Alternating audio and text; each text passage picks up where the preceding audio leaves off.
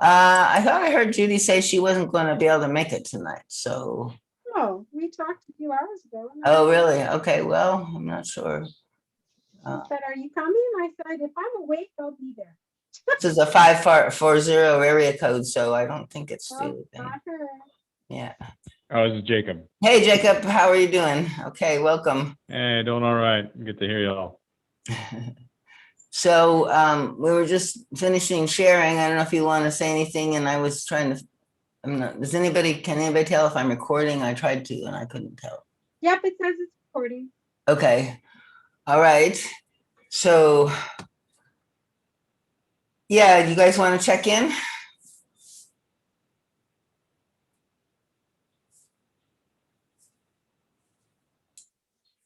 Jacob, I don't know if there was anything. Everybody else kind of just chimed in a little. Did you want to share anything? Oh, I don't remember what this lecture was about. I read it this morning. I listened to half of it this morning, but something probably about emotional responsibility. Yeah. Yeah. Okay. Good. Yeah, but I'll check in otherwise. Okay. In that I find it interesting, kind of observing my own reactions, and it's so hard to tell for me at this point why one day it's more subtle and other days it's more alive and out and just kind of more blendy. Like it could, there's so many potential third variables like food or rest or I don't know, past reminders of a past trauma or something like that. It's really fascinating trying to figure it out.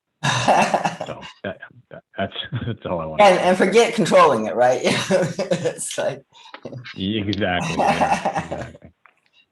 Yeah, but it is. It's a deep ocean inside of us that we can learn to navigate in a different way if we do just observe, like you're talking about, a little more, and sort of paying attention to this inner ebbs and flows and changes and transformations inside and the differences that little things make, and even the slightest thoughts, right? Can completely shift the energies. So yeah, so here we are. Welcome everybody. Welcome Dominique. Glad you could join us. So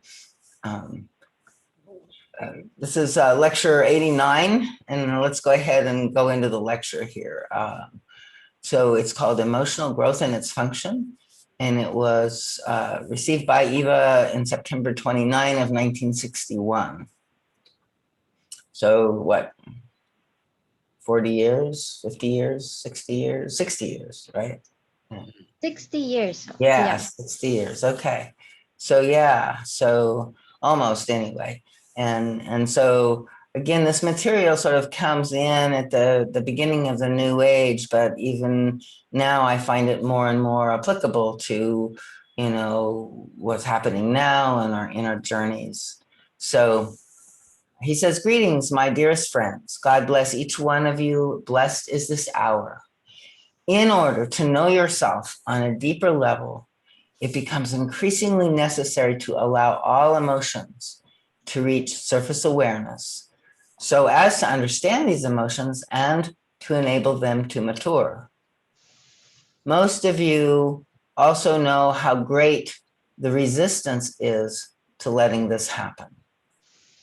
Right? So that's, I think, what we were talking about is even as we kind of went unconscious reading this, it's like there is a real deep unconscious, place in us, and we take refuge in our mental, ruminations and our constant thinking, but eventually that also kind of drives us crazy, right? So we're working to kind of reground into the moment now through the body. And when we come in touch with this moment now and we feel what's happening in the body, it's like it's this ocean of, kind of fluid responses and sensitivities to everything, what we've thought, if we got to sleep, if we are hungry, like Jacob was saying. So, we have to overcome a real great resistance in some ways. And so this is why he recommends a half an hour, kind of meditation process in general, and just sitting with the feelings in this way. So continuing on, he says, some of you recognize the signs of your own resistance and consciously battle against it, and you recognize the evasions and the escape mechanisms at work. So, and this is even tricky in itself to see this, right? So it's a big step, just to notice the ways that we're avoiding. But some of you are really very involved in the resistance itself. That is like we kind of like identify and believe that, that's what we're supposed to be doing, like we really need to keep our feelings in check and, hold back and not be too sensitive about anything. So he says, we're unaware of the obstruction that we put in the way of our own growth when we do this, basically. And yet it's kind of the most natural thing that we do because he says, I think later on, basically, that, when we first came in, we were very, very sensitive beings, right? And in that, sort of strong vulnerability and sensitivity, it was difficult to be with all the feelings. And we had not a good context. Maybe the parents didn't hold us in a way that, could support this. And so, we basically had to numb out, freeze out, deny, avoid, create a defense structure around ourselves to keep from feeling all this pain in the feeling body. So then he goes on and he says, let's first be clear about the unity of the human personality. And so human beings who function harmoniously have developed the physical, mental, and emotional sides of their nature. And these three spheres are supposed to function harmoniously and in balance with each other, rather than subduing one another, which is kind of what we've ended up with now. And if one function is underdeveloped, also it causes disharmony in the whole structure and then, in various ways can cripple the personality. So he says, let's further understand that what causes human beings to particularly neglect, repress, and cripple the growth of their emotional nature. And he says, this neglect is universal. Most human beings look mainly after the physical self, and they do more or less what is necessary to allow it to grow and remain healthy. And then a good portion of humanity cultivates the mental side, right? And in order to do so, we've trained our brain, our thinking capacity, our logic, we've obtained our memory and that kind of thing. And all of this furthers mental growth. But, it wasn't always that we knew everything and we had sometimes wrong ideas, right? And this was not the end of anything, but this is what we run into with the feelings, is that when we understand the function of the emotional nature in the human being, it includes, first of all, the capacity to feel. The capacity to experience feeling is synonymous with the capacity to give and receive happiness. So to the degree that we shy away from our emotional experience, to that extent, we also close the door to the experience of happiness. Moreover, the emotional side of your nature, when functioning, possesses creative ability. And to the degree that we close ourselves off from the emotional experience, to that very degree, the full potential of our creative ability is hindered in manifesting itself. So like in a way, we're, by trying to avoid the pain of emotional growth and development, right, that sometimes includes some humiliation, or, just, that we have childish emotional reactions, right, that have to kind of come out. And, we feel so terrible about those kinds of things that we're afraid to let anything reveal itself. And so we try to hide it from ourselves. We try to hide it from everybody else. And in blocking and cutting it off like that, it can't develop. It can't grow. It has to be expressed in the way that it is in order to have movement, in order to have consciousness and awareness that can then recognize and make a different choice, right? So in a way, the guide is saying when we're, afraid of letting our feelings out, we block the natural process of maturation. And then that means we block, our whole intuitive and creative process. And so we see a lot of, people kind of limited in their larger understanding of life and stuff. And I think that this is, because they're still dealing with, these deep emotional traumas or whatever.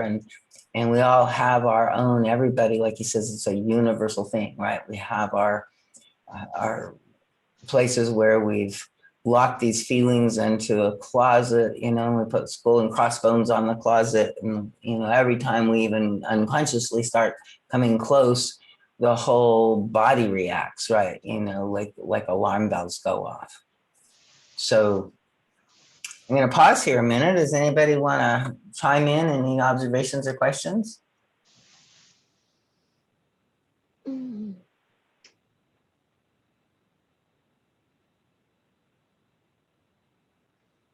How is this going down? Are people able to be more present to it now? Yeah, I I don't know if you got into the part, but you did kind of summarize it in the beginning where you said that it was too much for us to take earlier, and so we kind of closed off against it. Mm-hmm. And there's a certain point where the guide parallels it to like a child needing to yell, and then if somebody was to silence the child, then that would weaken a certain organ, and then the child would be handicapped in a way later, right? Wouldn't have as much access because that aspect of them wouldn't be as developed, which I found a really interesting parallel to the emotional aspect of how that feels too much either for us or for others, and then we don't allow it to kind of fully express or don't know how to be in the full expression and contain it, and then it becomes this weakness in us or this area of kind of numbness, defense. And I've just never heard it paralleled like that, that you have to express these emotions. You got to let it be there so you can develop that muscle, so to speak, inside of you. Yeah.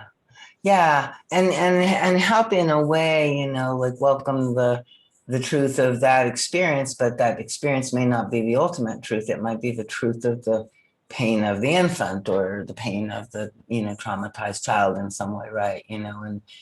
And so, and all of the ways that we act and react, it's like part of the problem is that the world, had all these conditional responses, right? That's okay, that's not okay, that's okay, that's not okay.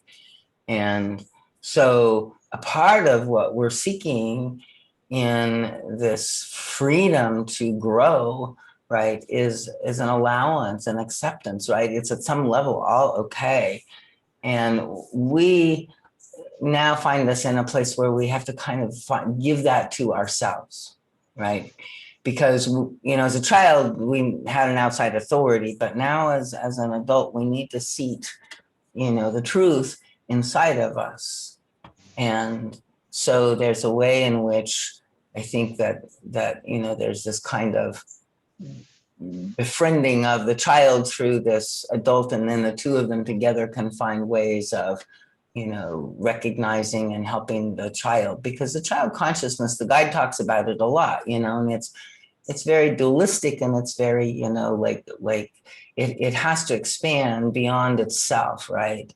Now, there's of course a higher self child, and all kinds of, the true essence of any being, is in the child as well, full of, love and all kinds of wonderful things. And it's kind of like no mask, right? So it's very beautiful to, have that. But then as the child, has its understanding of, sort of life, and it wants what it wants when it wants it, and it feels like one little thing is off, everything is terrible, and there's all of this kind of sort of very self-willed kind of need for everything to be a certain way and to control it all.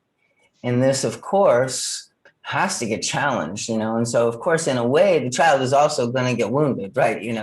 Just in terms of trying to grow up, right? Because the immature consciousness comes up against, its impossibility of its demand at some level. I think that for me, it's, as a parent, it's kind of, it was confusing at first, and as you just were explaining, it became a little bit more comforting in that one, you're saying, like, no matter what, the child will be wounded, because at first when we were talking about this, it made me wonder if we're supposed to allow for all of the like childlike explosions, where as a parent, you're trying to reason with your kid in that moment, and I guess in some ways it's quelling them, and I don't know the line between, am I staunching them from having a voice and weakening those organs, or am I helping them to realize that in reality the demands can't be met externally? So it sounds like either way you're gonna hurt them. Yeah, and it's like it is a kind of, by being present to that child in that moment, right? Like, this is where the guide is saying there are sort of these maps, that we need to understand and mostly be aware of, the blocks. But it's like any individual, it could be true, right? That, yeah, within a certain context, you help the child externalize that emotional expression. That's sometimes what we do in groups in the healing process, when we take out the tennis racket and the pillow and, like, try to allow some psychodrama or some kind of way of really moving sort of stuck psychic matter inside of us. And in the child, it's not usually stuck. It's usually, like you said, kind of coming out. And so, it does need boundaries, right? And how each child needs to be held in that. There is no perfect formula, and you're right. They came in to get wounded. So all you can do is like listen, right? Listen as deeply as you can with that intuition and with your own heart open feeling to what in this moment is being called for. And, other parents here may have more to say about all of that, because I'm, just going on some of the understandings that I have. But, parenting is a huge path. So anybody else want to chime in? Something you know me well, and every time we do a lecture, it's always occurred in my mind. I totally relate to whatever. Can't hear you, Tamara. Go to the side again a little more. I don't know why that is. I don't know either. So for me, in this past year, I have been in a relationship, and when we came into the relationship, our first discussion was that we really wanted everything to be completely unconditional, and so that we could both learn about ourselves and about life and about the way we saw things. And so even if something absolutely ridiculous was said or whatever, there'd be a discussion about where it came from, what brought it up. So a few weeks ago, he pushed a little to use the, I call it a 4-letter word, but to use the phrase, I love you. And I was very hesitant. So it was a great learning experience. And I found that it was one of those things that I pushed down so much because the words I love you come with conditions. They, from childhood, they're wrapped in condition.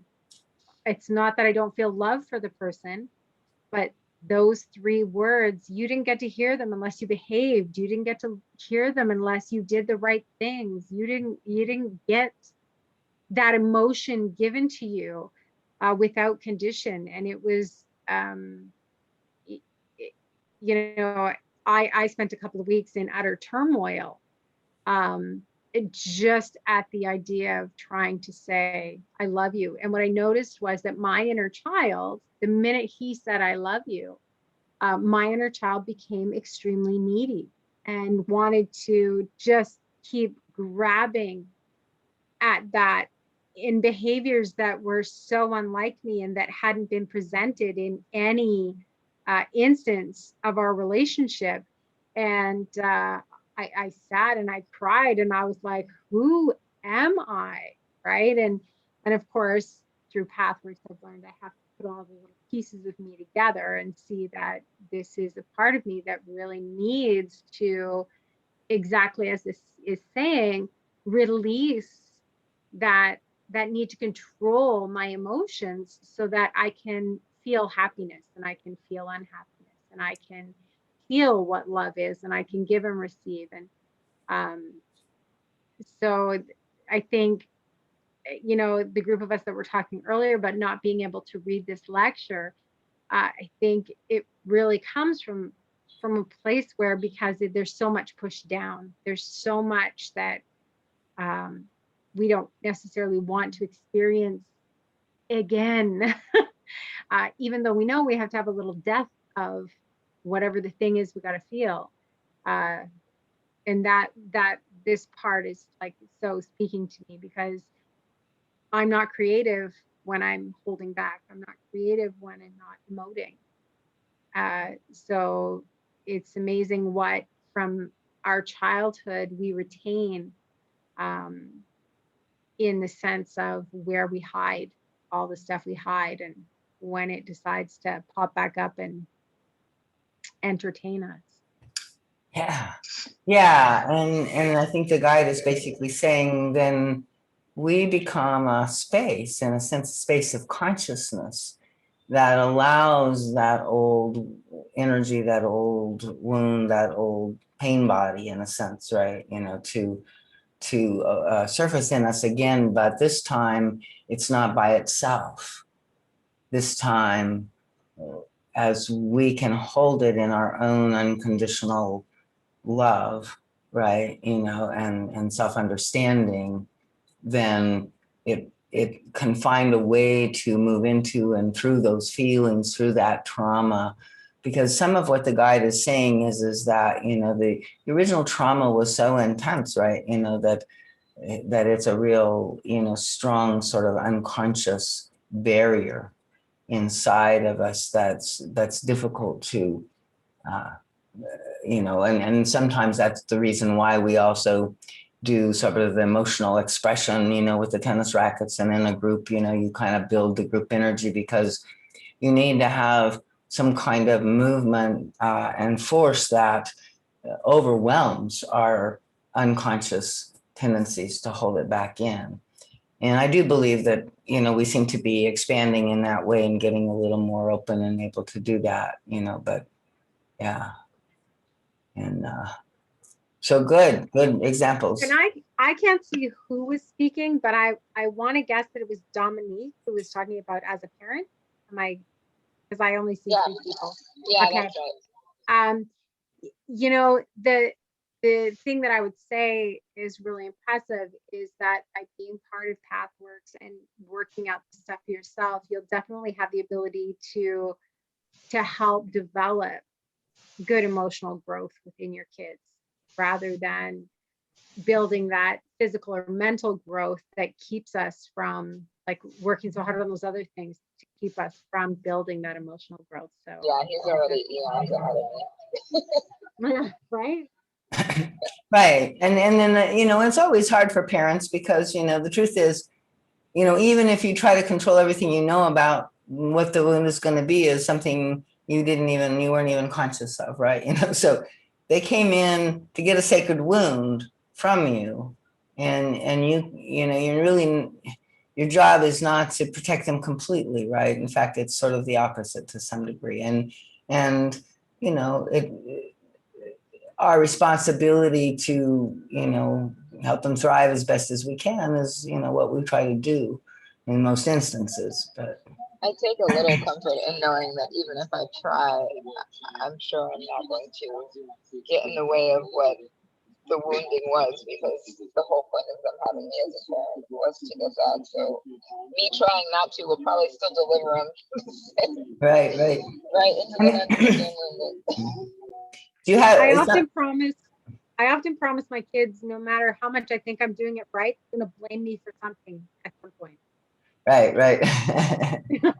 I promise. Yeah, I'm in trouble at some point. I did it. Yeah. So this is where again, like we have to go into our own inner authority, right? Which means that we have to work through all of the things that trigger us, bring us into fear, bring us into pride, shame, self-will, all of those things, because, if we get triggered and then, we're responding to the situation, it's more wounding, right? And this is one of the things is, like you're talking about, Dominique, if the child is, acting out on the unconditional love, doesn't necessarily mean unconditional love means, oh, you just let the child go for it, especially if it's destructive in some way, right? But there's a difference between a mother who screams and yells and threatens a child and makes the child really bad for that behavior and basically is saying, I separate from you, as you are no good, and the mother that says, no, you're not allowed to do that, but stays connected, right? It's like, I'm not okay with that, but I still love you. It's like there's a kind of a different expression in the sense of, separation. So, and this is what the guide is saying, is always the source of the lower self is when we go into some form of separation. And anger or boundary or standing up for ourselves or that kind of thing can be done, cleanly and not with lower self. So, but it's a deep study. And all of this stuff is, part of what we just have to keep exploring. But even within ourselves, I think is the richness of just looking at, noticing more and more, becoming more and more conscious. So let's go ahead and go on. It says, in the world of feeling, so see, I think there's like, so he says, why do we neglect emotional growth so much is the question, right? And he says, in the world of feeling, you experience the good and the bad, the happy and the unhappy, pleasure and pain. So contrary to just registering these impressions mentally, emotional experience really touches you. And since your struggle is primarily for happiness, and since immature emotion leads to unhappiness, right, then our secondary aim becomes the avoidance of unhappiness. And so this is where we start separating from our own energies, our own experiences, our own feelings. And so this creates the early, mostly unconscious conclusion. If I do not feel, then I will not be unhappy. In other words, instead of taking the courageous and appropriate step to live through negative, immature emotion in order to afford them the opportunity to grow and thus become mature and constructive, the childish emotions are suppressed, put out of awareness, and buried, so they remain inadequate and destructive, even though the person is unaware of their existence. And then where things are unconscious, they often are, more active and problematic in our lives than other things. So unhappy circumstances exist in every child's life. pain and disappointment are gonna, happen. It's like, especially the disappointment, right? Because the child has a lot of self-will. We want what we want when we want it, and we want it all perfect, and so it's always gonna fall short of that. And then if such pains and disappointment are not experienced consciously, and often, sort of, oh, we're disappointed, that makes us bad, or that makes us failures, or that makes us, so we have this kind of, negative story that gets created around it, right? And they're allowed to stagnate in the vague, dull climate you cannot even name, but take for granted. And oftentimes we can feel that inside of us, these dull climates, it's like, it's a good way to notice our feeling states, right? They're kind of like moods, or, the weather inside of us, right? And so we don't have to have names exactly for things, but we can feel these general, states, like we were talking about fogginess before, or, disconnection. So it says, then the danger is an unconscious resolution could be formed. So if it's like, if we're in this dull climate that we don't need and take for granted, then the danger is that an unconscious resolution will be formed saying, I must not allow myself to feel if I wish to prevent the pain and the experience of unhappiness, right? So, we just kind of numb out, we kind of avoid, and we often punish ourselves when we are feeling something, or mostly what we're feeling is our own self-judgment, which is a very painful feeling.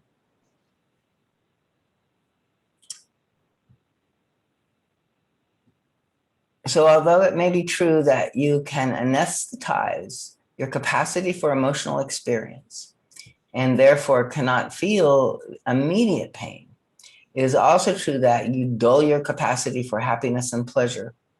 And ultimately, you're not really avoiding the dreaded unhappiness in the long run. And this is the story that I call of the two deaths, right? There's a long, slow death and a short, quick death. And so if we anesthetize ourselves in any way to avoid some kind of quick, painful emotional experience, we end up dying a long, slow death of numbness, basically, and lack of happiness. So the unhappiness you seem to avoid will come to you in a different and much more painful but indirect way. The bitter hurt of isolation, of loneliness, of the gnawing feeling of having passed through life without experiencing its heights and depths, without developing yourself to the most and best you can be. So this is where, if we take this wrong solution and protect ourselves, I mean, we have to understand and have compassion, right? Its original reason was to protect, right? We were very sensitive. This was very tender. This hurt a lot, right? We didn't know what to do with it, right? So we developed this defense, this protection, but the protection of, not feeling, of trying to numb out, of trying to freeze, of trying to, pocket and store all of these bad feelings somewhere in our bodies, and then just avoid that as much as possible is ultimately a long, slow death. And so, we end up using those evasive tactics. We do not experience life at its fullness. By withdrawing from pain, you withdraw from happiness, and most of all, you withdraw from experience. At one time or another, and you may never remember the conscious declaration of intent, your solution was to dull the capacity to feel in order to avoid pain. From that moment onward, you withdrew from living, loving, and experiencing, from everything that makes life rich and rewarding. In addition, the result is that your intuitive powers are dulled together with your creative faculties. You only function to a fraction of your potential. The damage you inflict upon yourself with this pseudo solution, and go on inflicting upon yourself as long as you adhere to it, one that eludes your comprehension. So, it's like, I agree with him. I mean, it sounds kind of dire and strong here, but, it's like, I think that we really don't quite understand fully how much this way of trying to work around the problem of pain, really does cause us more suffering in the long run. Since this was your defense against unhappiness to begin with, it is understandable that unconsciously you fight tooth and nail against giving up what seems to you a vital protection.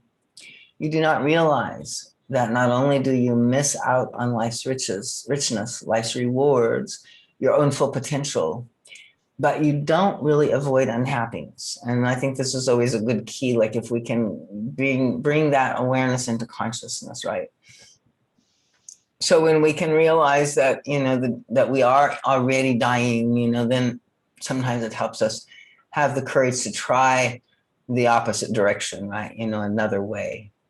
And if we can face and feel sort of this isolation, that we didn't really choose, but sort of,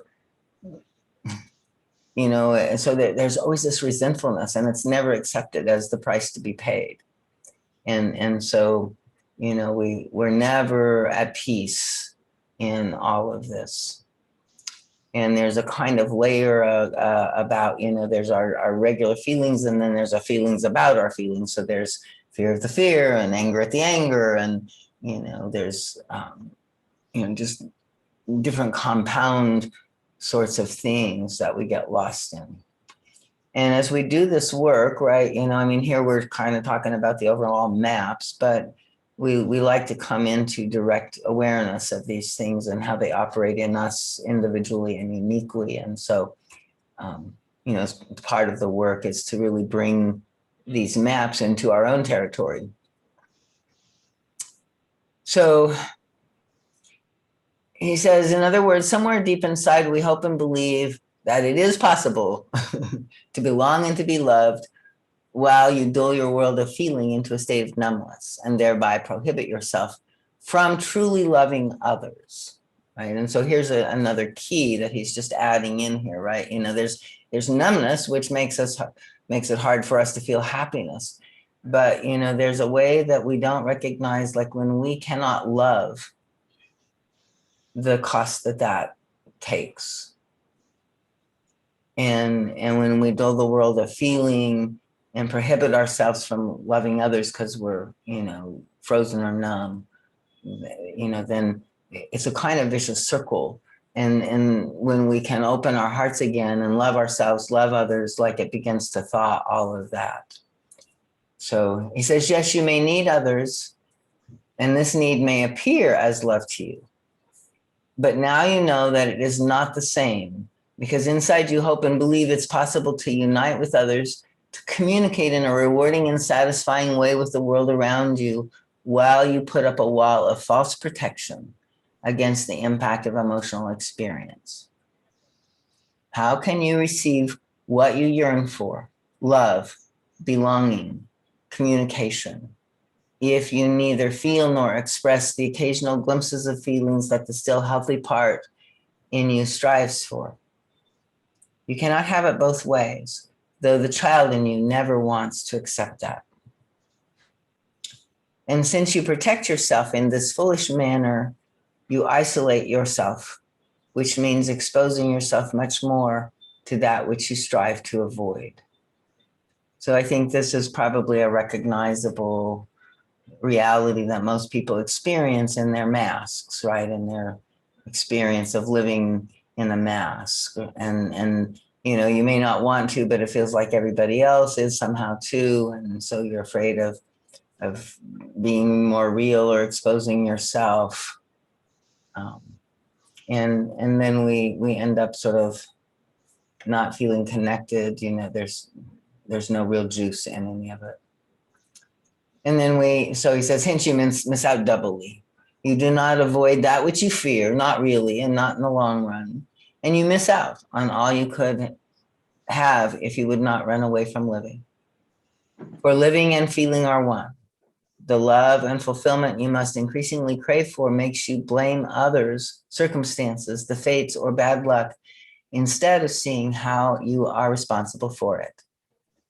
You resist such insight because you sense that the moment you see it fully, you will have to change and can no longer cling to the comfortable but unrealizable hope that you can have what you want without meeting the necessary conditions to get it. So I don't know if this makes sense to people yet. He doesn't use a lot of examples in this lecture. It would be good if he did a few more. Does anybody want to have an example of, sort of what you sense he's talking about there? Like we have this craving for love and fulfillment, it seems like we can't get it and must be somebody else's fault, right? Or some way that the fates are bad luck or, just, and then, we have, this longing and, that we just want to get the love, we want to get it without giving it first, or we want to, receive, and yet we can't be open to receiving, right? Because in the defense, we're closed up, we're contracted. And in a sense, we really can't be open to receiving unless we're open to giving and flowing out from ourselves. And that could be both our, negative feelings, if that's what's alive in us, and we need to give it a space to move. But it's also, again, the positive feelings. I think there's also a bit of another side to this coin too, and that is that society tells you that feeling too much is not a good thing. Yeah.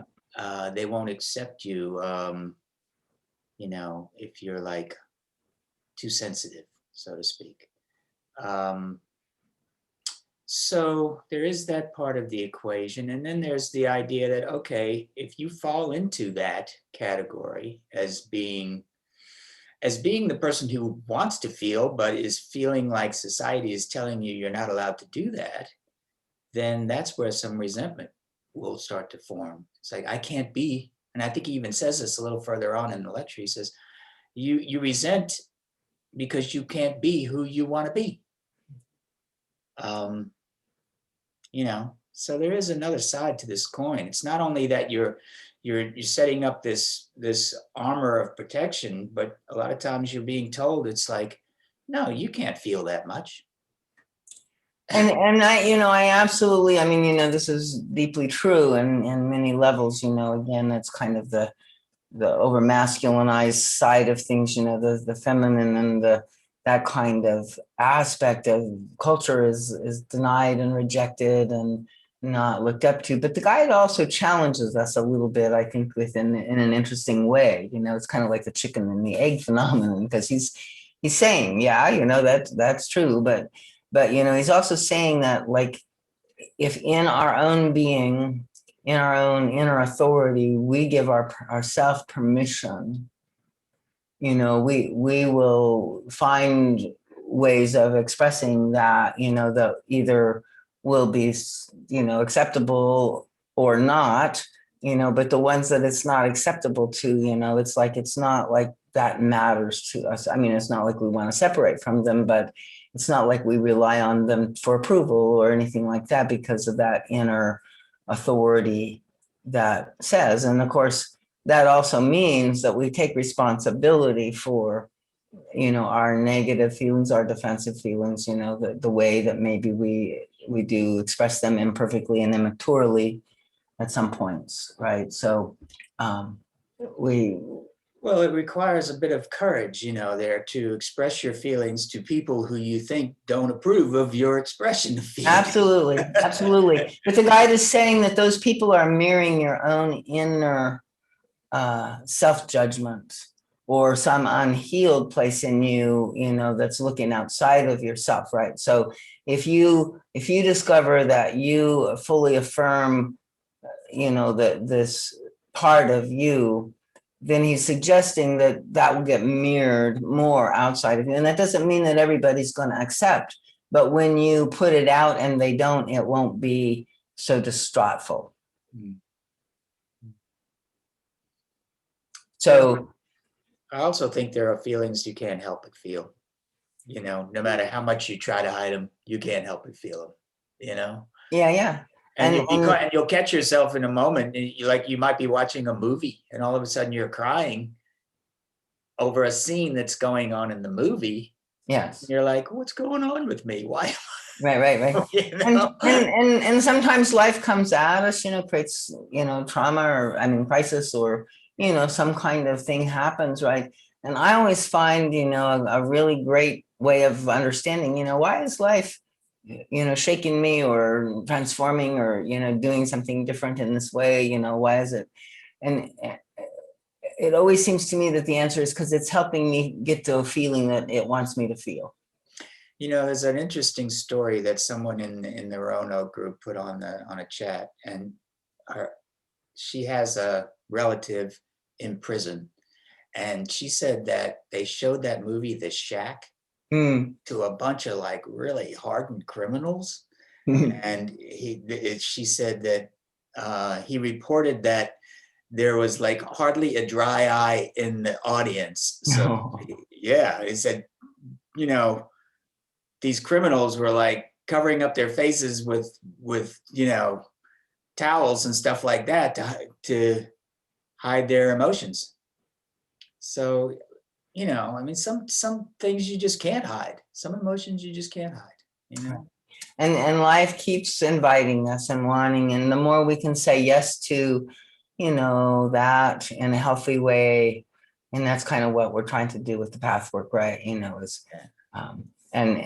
then it opens up the flow of the life stream through us, and the Holy Spirit can, guide more, and, the fuller life can be lived, and we can hold our own inner child, as it brings up some of these old traumas and pain bodies for healing, because they have to come up and we have to feel through them. It's what the other thing that guide says, right? One of the main lectures on, the compulsion to recreate and overcome childhood hurts is he says, we have to, the whole defense structure is because we're afraid of feeling a feeling, and it's just a feeling. And if we can hold ourselves and let that feeling flow through us again, we don't have to defend against it anymore. And if we're no longer defending, the whole kind of image and structure falls down, and it shifts, our life experience. So we're really, learning how to hold ourselves and support ourselves in going into old pain, old trauma, old feelings, and most of it at the bottom level, right? Like there's sometimes layers of fear or anger or other things, shame, stuff. But really the sort of the bottom line is usually a kind of grief, right? A kind of releasing and surrender into the grief and the letting go. And that's the feeling that we're really trying to open to and allow to move through us. And then with that, usually you feel a shift internally, and at least for the time being, you're no longer carrying that energy, and your field is freer. So I'm pretty new. This is Ursula. I'm pretty new, so with the pathwork, I don't know much about it. From what I'm understanding, so it's pretty much we want to acknowledge the feeling, so it doesn't succumb us, isn't it? Like if you have a pain that it just hurts and hurts and hurts, you want to acknowledge the pain, but you don't want that pain to succumb you, to make your life miserable. So how do you get out of there? You try to, like you're saying, move on. I guess you acknowledge it so you can move on and be happy. Yeah. And it's a deep study with each different kind of pain. Could you pronounce your name again? I think I was mispronouncing it. Ursula. Okay, Ursula. So yeah, no, what you're saying makes total sense, and I understand. Like you don't want to get lost in the pain. A part of what the guide is talking about is we want to, feel it without identifying with it, right? And often the pain that is sort of the worst of the pain is in the story. It's not actually in the feeling of it. It's in the interpretation of the story that we feel so, stuck in some kind of happiness that we can't live with, right? And some pain that's beyond acceptance. And so a part of it is understanding and learning, what is it? And let's say it is a chronic, some kind of pain. It's tougher when it's in the body and it's chronic like that, but in some ways it's saying that you're holding on to something in your body so long now that, that the body is just, like it's coming out in the physical with the physical suffering. And so it's kind of like to still explore, is there some emotional component of this, or is there some way that I'm unconsciously holding on to this painful feeling inside of me?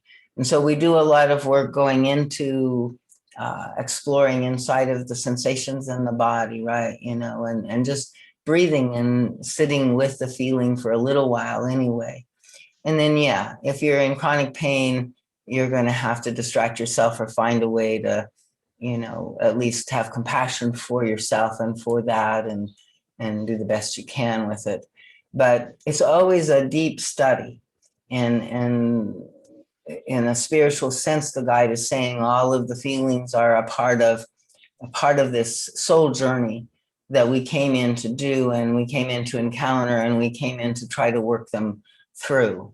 So it's a very noble thing, even in our suffering, that we're doing, and we can help ourselves by bringing awareness as best as possible to what we are experiencing. And does that help? Yes. So be aware of your feelings. Yeah. And when in some of the groups, and sometimes here, we do a kind of meditation process that is a practice for that, kind of a mindfulness and working with the sensations in the body, and having some, discovery of how to hold our own inner child, right? That kind of thing. So there's a whole bunch of techniques and practices that we actually have developed around what the guide is pointing to here. Very good. Yep. Looking forward. Okay. So he says that, we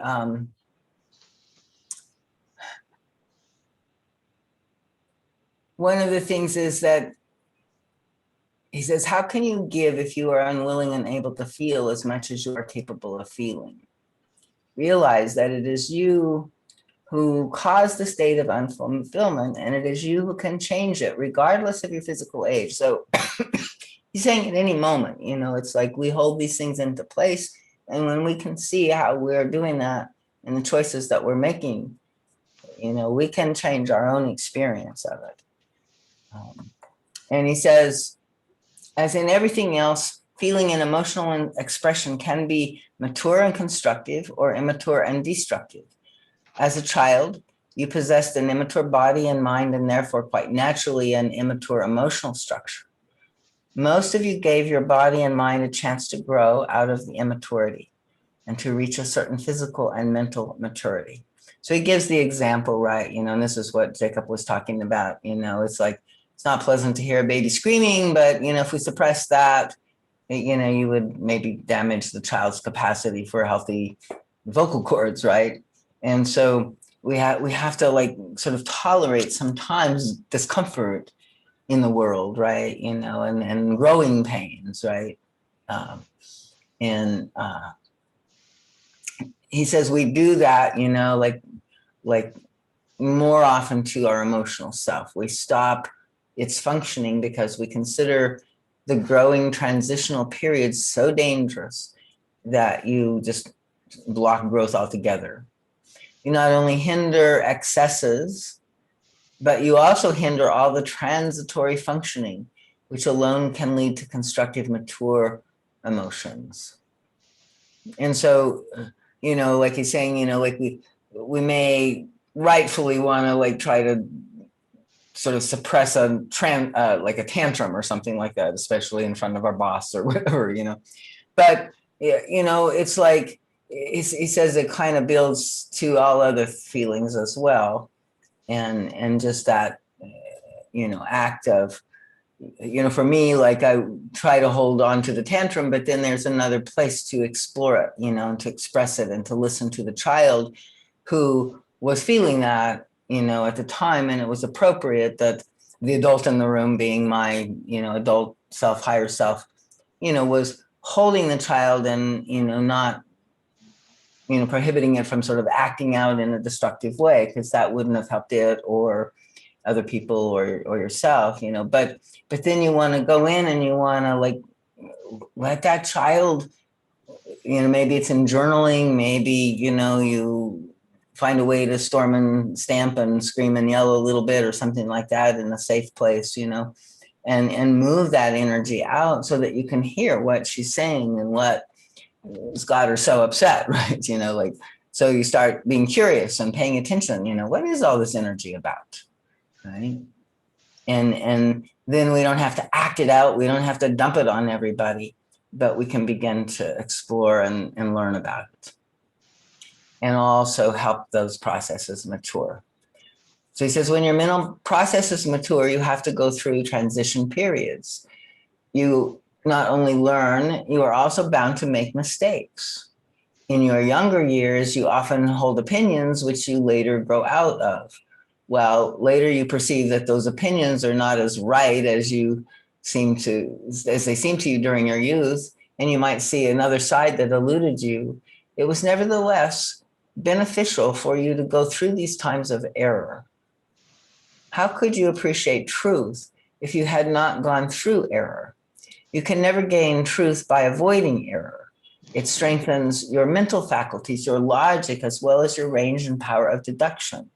Without being allowed to make mistakes in your thinking or your opinions, your mental faculties could not grow. So, the example in the way that we allow our minds to develop and evolve. And he says, there's much less resistance in human nature to the necessary growing pains of the physical and mental sides of the personality. But then when it comes to the growth of the emotional nature, he says, hardly anyone recognizes that emotional growing pains are necessary too, and that they are constructive and beneficial.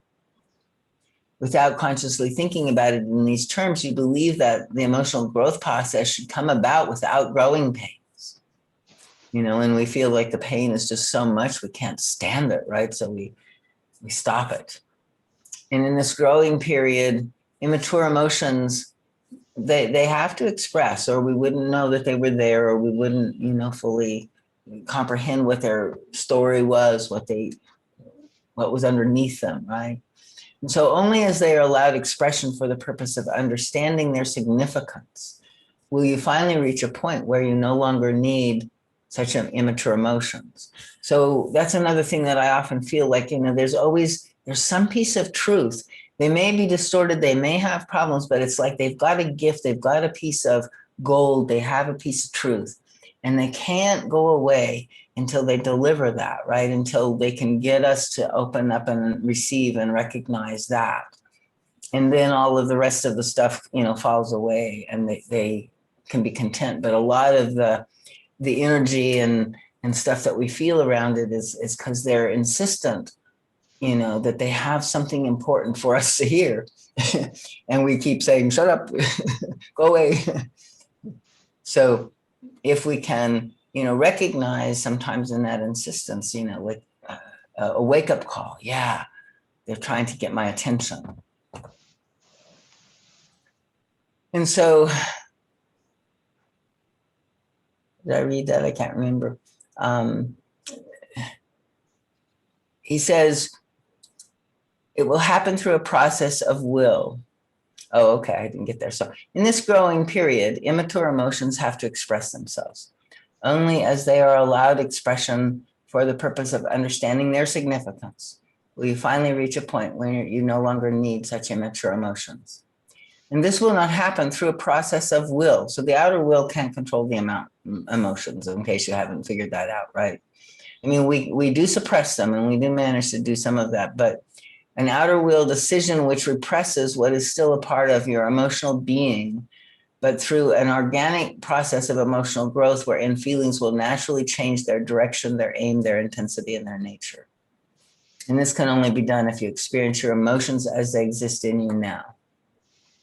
So the growth happens, you know, through this organic process where they naturally express and then change their directions. And I've experienced that so many times, you know, once you fully feel them and you understand them fully, right, you know, you recognize not that they're bad or anything, you know, but you get the nuances, right? And you get that there's just another choice. There's another way to look at this, and you make that other choice, and everything kind of falls into a different perspective. It says, when you were hurt as a child, your reactions were anger, resentment, hate, sometimes to a very strong degree.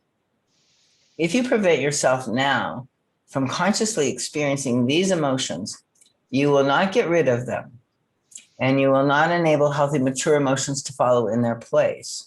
So the old immature emotions that we buried, right? You know, we have to express them now. And he says, you will simply repress existing feelings on top of those, right? So you will bury them and deceive yourself that you do not feel what you actually still feel, which is really sort of the worst thing we can do is be in self-denial. And since you dull your capacity to feel, you become unaware of what exists underneath. And then you superimpose feelings that you think you ought to have, but which you do not really and truly have. And so this completes the experience of self-alienation, you know, and pretense and a fake life that never feels full or, you know, something that can give you any substance. So you all operate, some more, some less, with feelings that are not genuinely yours, with feelings you think you ought to have, but do not have. And underneath, something entirely different is taking place. And so he's asking us to pay attention to that. He says, only in times of extreme crisis do the actual feelings reach the surface. And that was also, you know, like sometimes if you can move them out intentionally, kind of with some psychodrama or, you know, a way of journaling, you know, the strength of what's coming up in you, and just give them voice, right? Then we can see what's below that. And then you believe it is the crisis, you know, if we don't get below it, that's caused the reactions in you. And you wish to ignore the fact that the crisis only made it possible for you to deceive yourself, and that the crisis reactivated the still immature emotions. So that's what I was saying before, you know, mostly the universe, the crises that come, the things that happen, it's for the purpose of getting to these unconscious and suppressed feelings within us. And a lot of times accidents or acts of fate or kind of weird events that just kind of come out of the blue and impact us are often, you know, that kind of thing. They're really going for some deep peace that otherwise we might not be able to get to, right? And it just does not penetrate our mind that the crisis itself is the effect of the hidden emotional immaturity, as well as of the existing self-deception. The fact that you put raw, destructive, immature emotions out of sight instead of growing out of them, and then deceive yourself, believing you are much more integrated and mature than you actually are, is not only dishonesty, hypocrisy, and self-deception, but it also leads you more deeply into isolation, unhappiness, alienation from yourself, and unsuccessful, unrewarding patterns that you repeat over and over again. And of course, those are part of what we work with, you know, in the pathwork is sort of like a guide to see what we brought in. And oftentimes we recognize the patterns that we keep recreating. And that's a very powerful way of, you know, getting a larger handle on them, right? Instead of just being lost inside of them. So immature emotions earned you punishment as a child. Either they caused you actual pain or produced an undesired result, which when you expressed them, you lost something you won. such as the affection of a certain people, or a desired object which became unattainable when you expressed what you really felt. Consequently, as you perceived such emotions to be undesirable, you proceeded to whisk them also out of your own sight. You found it necessary to do so because you did not want to be hurt. You did not wish to experience the pain of feeling unhappy. So a lot of times, you get disappointed and you say, who cares? I don't care. Who gives a shit? So we start numbing out, by trying to not care about things. You also found it necessary to express existing emotions because the expression of the negative produced an undesirable result. So, when you express that negative too muchness, or even your positive too muchness, but he's talking about here the negative, right? People didn't approve, you got spanked, you got sent, away, whatever.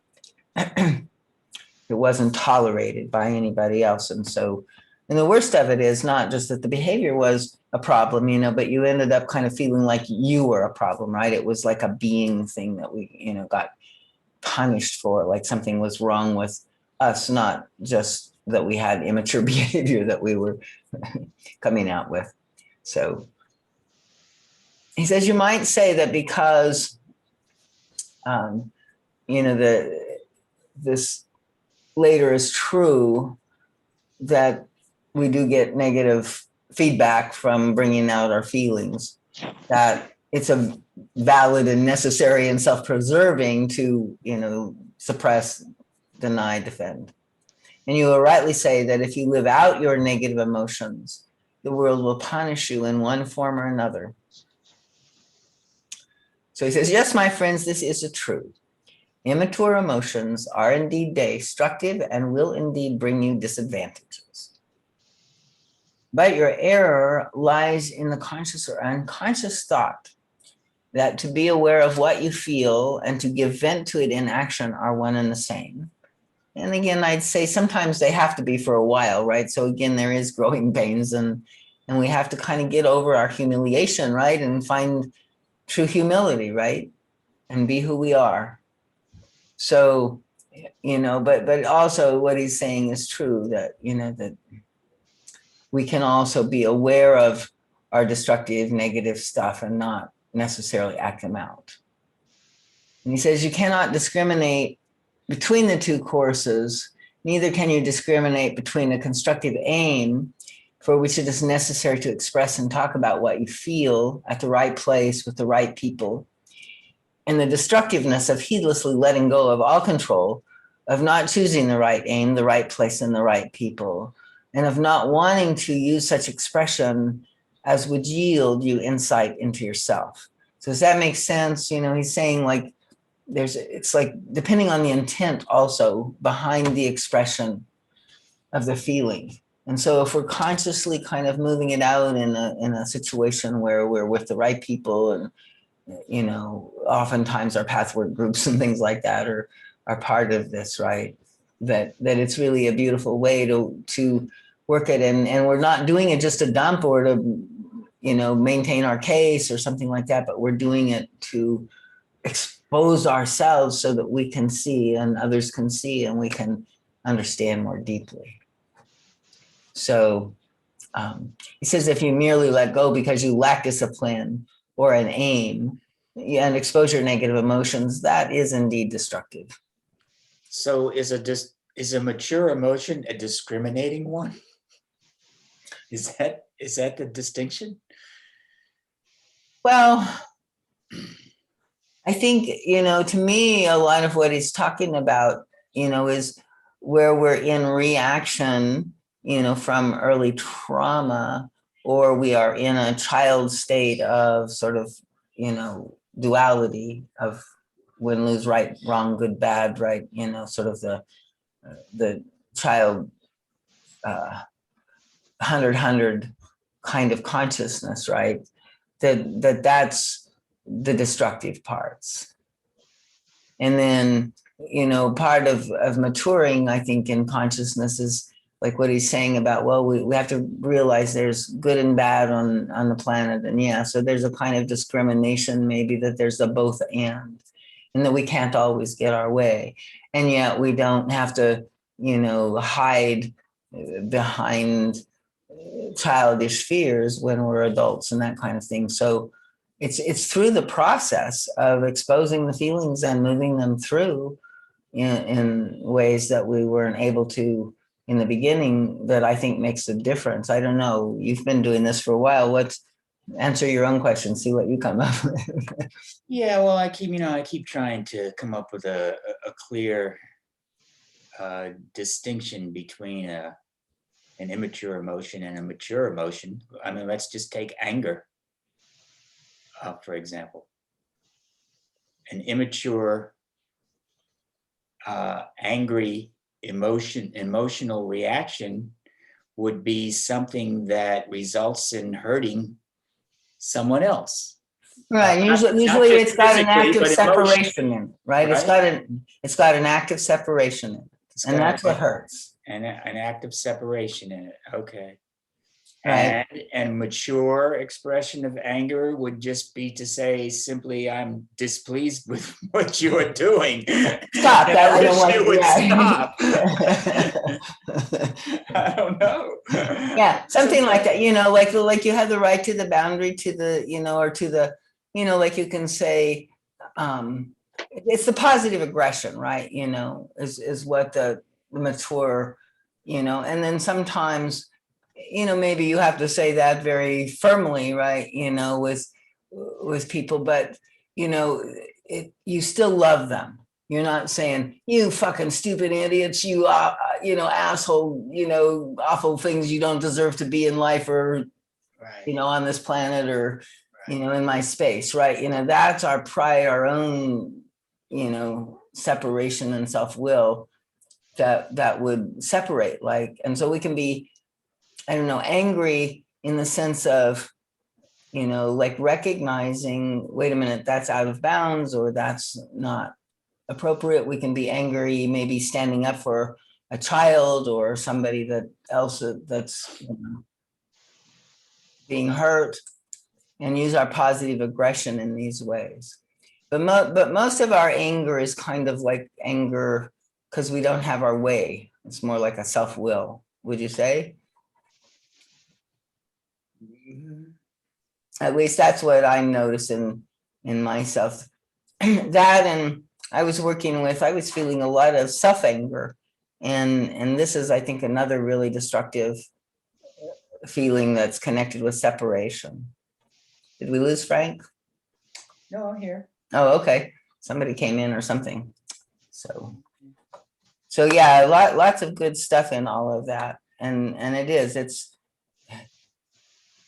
I wish, we did have a succinct definition of it. We'll have to work on that because it would probably be helpful. I think it's a part of an idea on that. Well, for me, it's always, to me, these are nuanced. They are so nuanced. Well, and so to get it, we can't just get it up here. We have to kind of get it in the body in a way. Yeah. And know it from within ourselves, our own experience, like when my anger is full of, separation, or when it's kind of just positive aggression. And so I think that's a part of the beauty of, well, I'm not always clear. Let me move it out and, and with my classmates and whatever, and we can explore it and see, right? What is that? Yeah, I think you're right, though, Darlene, when you put that separation factor into the equation, that's sort of sets it all apart, so to speak. I mean, yeah, I think that, I got angry a lot with people who didn't have the same political views as I had in the past 4 years, when we had me too. Donald Trump as president. And I actually didn't want to see their point of view. I didn't think that they actually were making any sense, And in some ways, I mean, I think again here it is, and the guide often says, it's not an either or, it's a both and. And so, I was the same way. I think there's some truth, in some kind of inner flag in us saying, wait a minute, that doesn't sound correct, or whatever, but on the other hand, where we just dismissed and said, well, then fuck you too. I know. I completely separated myself from a lot of people during that whole episode. I was like, you know what? You were my friend, but now you're on the other side of the political divide, and it's like, dude, I don't want to hang out with you anymore. That was a real separation. And, the guide says, sometimes even on a physical level, we need to separate, but we can still stay connected in our hearts at some level. And again, if you have an abusive guy or, relationship or something, or a bad, it's like you want to be done with it, right? But you can still in some way have forgiveness and acceptance and take self-responsibility in your heart so that you're not carrying that past with you in some way. And to the degree that we can't get there, usually it is where it's working with some kind of past dynamic that's being recreated in this situation, right? And so again, to go in and feel it through, feel it out. So, okay, we got about halfway through and we're almost at 9. So let me see if we can go a little further. I think that a lot of this is Q&A, so I don't think we're going to have to go through the whole lecture.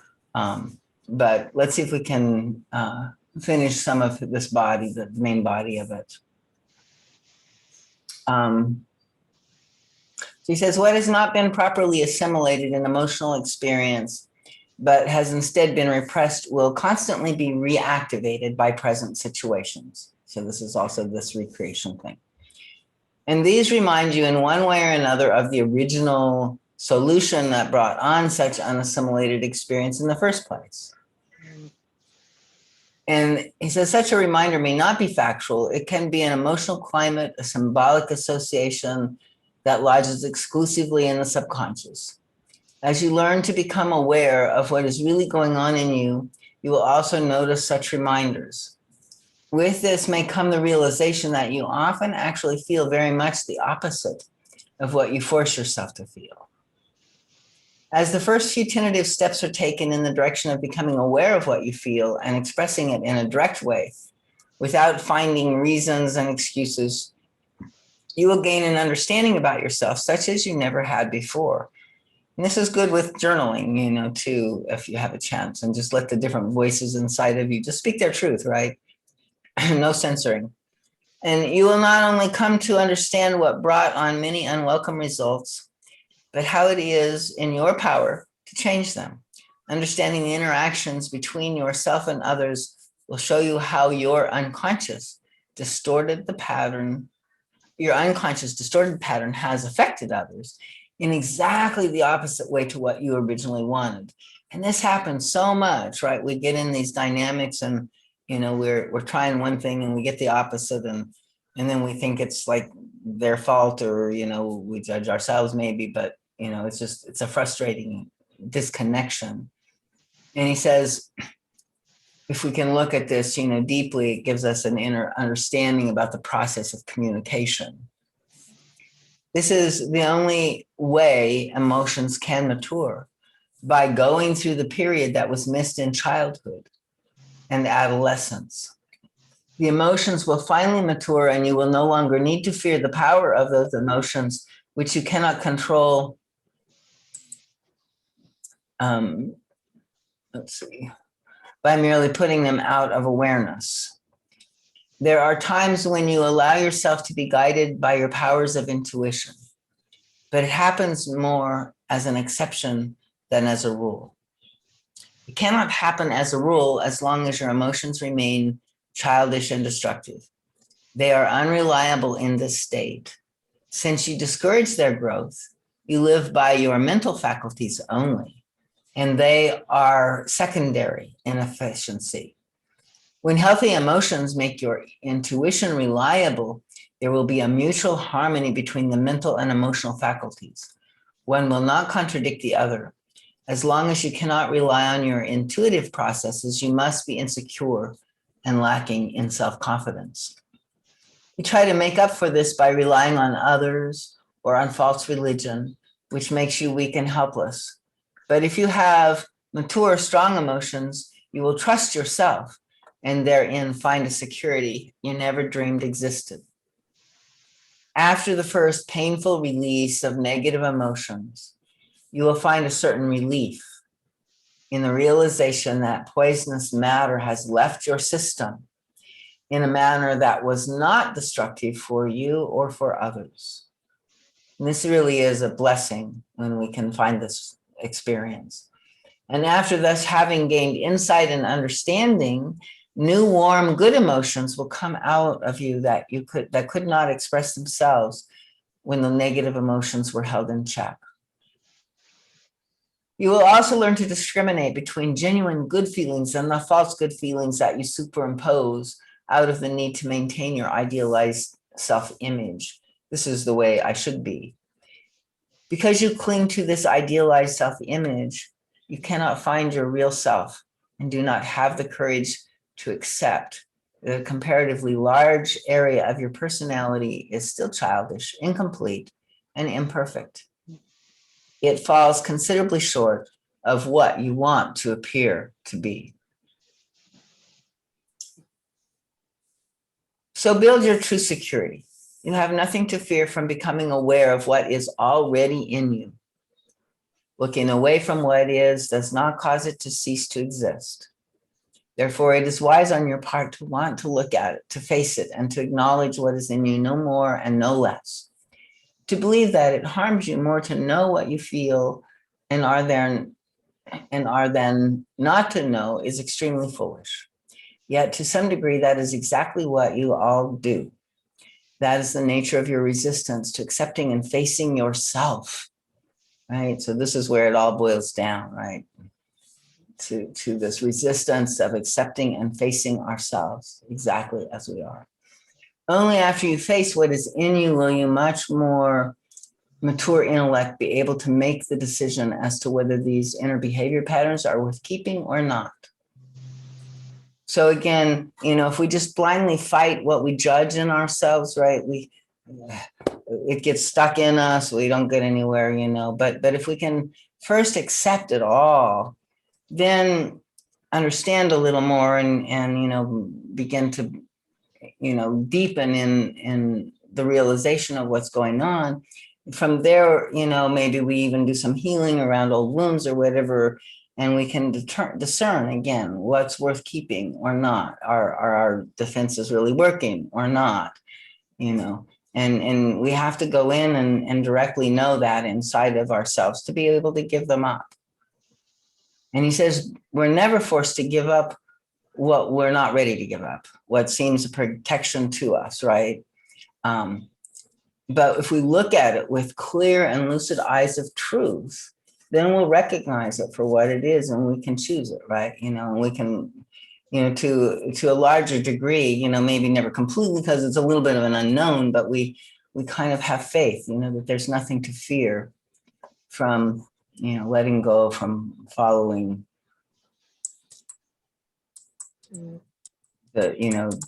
not the line of least resistance of the defense, but of the undefended self. So after you've evaluated the childish emotions, you will hold in your hand the key to growing up and becoming a wholly integrated and healthy human being. You will discover the fallacy that there is a danger in becoming aware of and expressing childish emotions.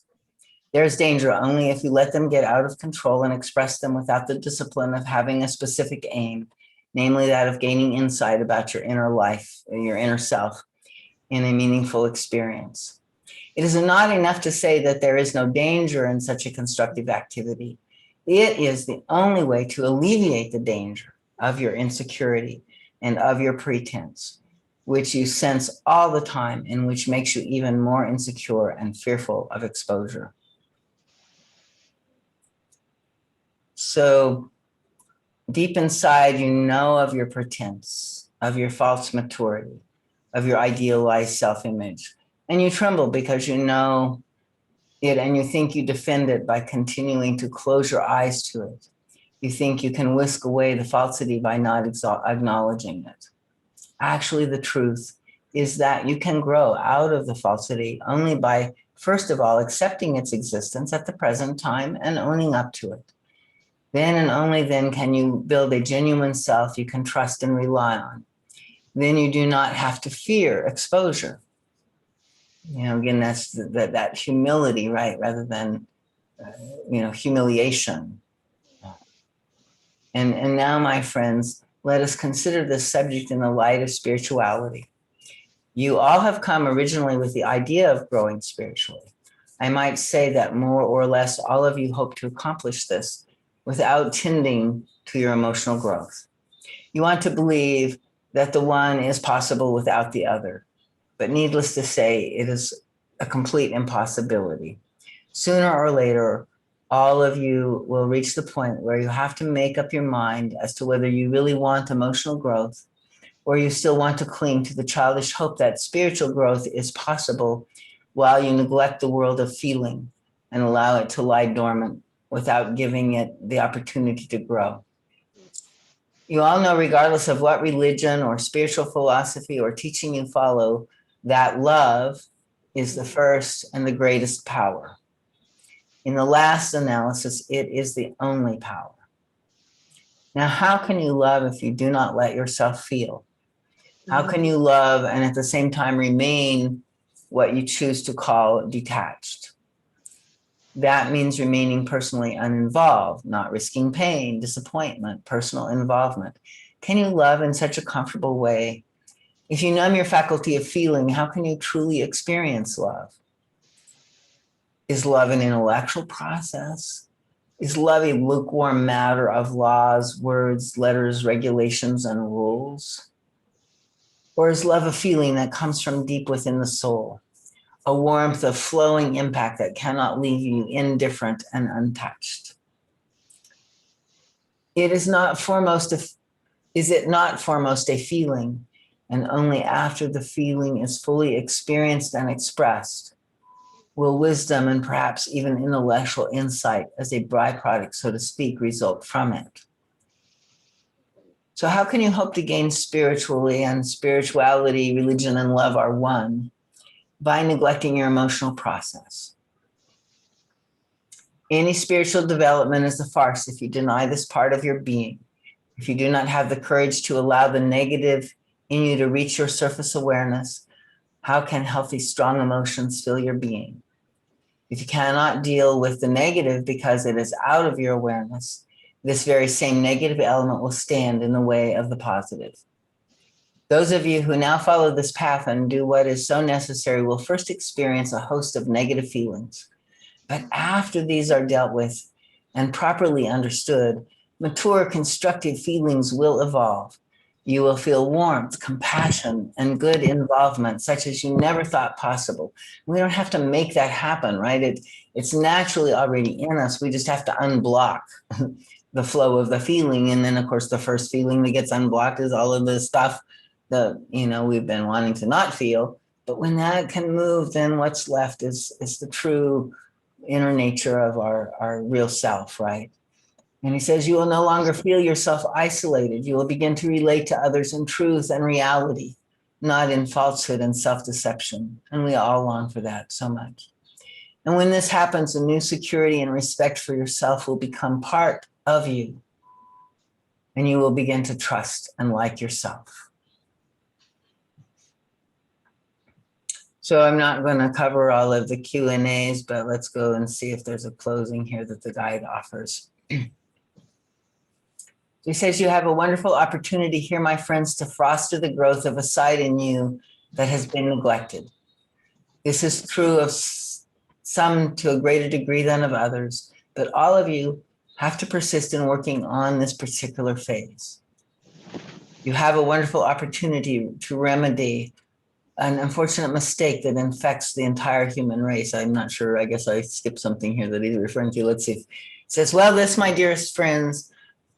this, my dearest friends, I go from you blessings for each of you. You may all gain further strength, further wisdom to conduct your life and your inner growth so that you do not stand still. For this is the only thing that gives meaning to life, continuous growth. The better you accomplish this, the more you will be at peace with yourself. Blessings with all strength, love, and warmth are given unto you. Be blessed, be in peace, and be in God. Okay. So any last comments or questions before we close? Hmm. Do on there. So there's a lot here, and a lot of it is kind of abstract. But I think as we go in and work with and discover what's there inside of us, this will make sense. So I find often that the guides lectures, you can just keep reading them, and each time you get something new out of them. How did you do with this, Sula? Oh, Ursula.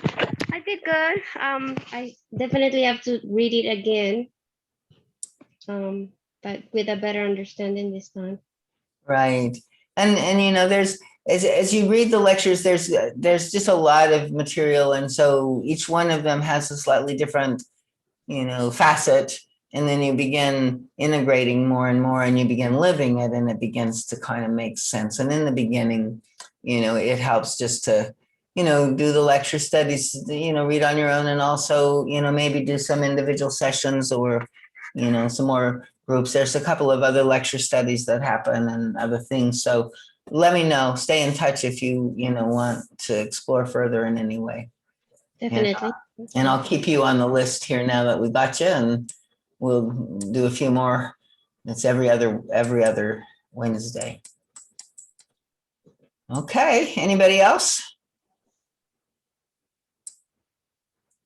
So No, thank you, Darlene, for your time. Appreciate it. Yeah, thank you, darling.